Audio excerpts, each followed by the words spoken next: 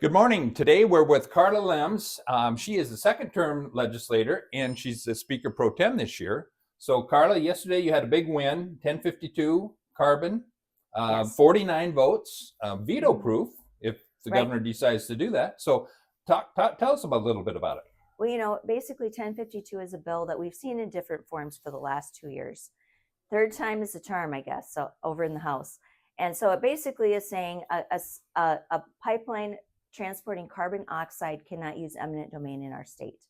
So we're not preventing any company from getting a permit or applying for a permit or doing a project. We're just saying for this type of a pipeline, we are not going to be allowing eminent domain.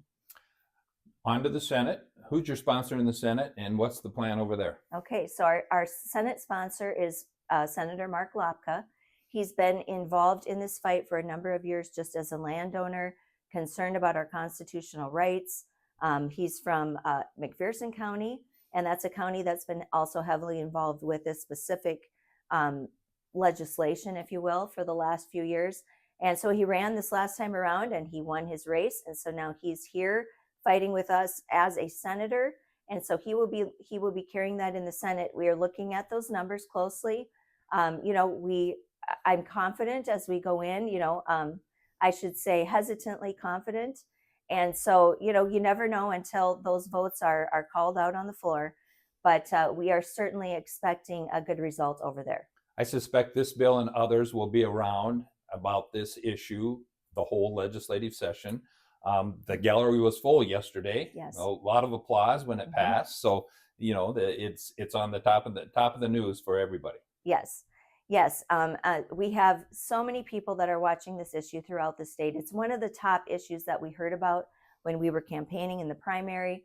Obviously, a lot of attention was drawn to it through the referendum process with RL 21. And we saw that 65 out of 66 counties voted against that referred law.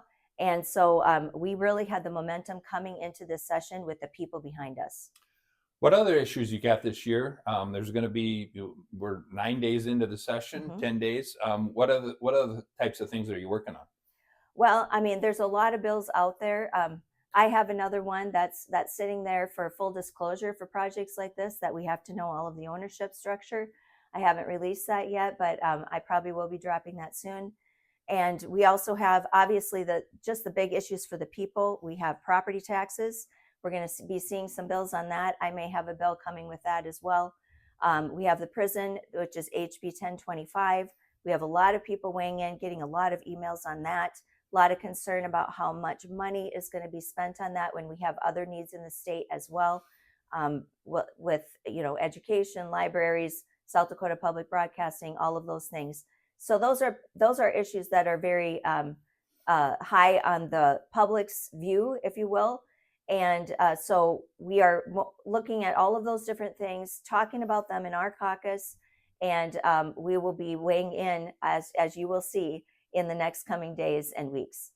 Sounds good. We got 5 days left of bill introduction, so there's a lot of bills yet to come in. So I just urge anybody that's listening or watching and wants to follow legislature, go to the LRC website and follow the bills.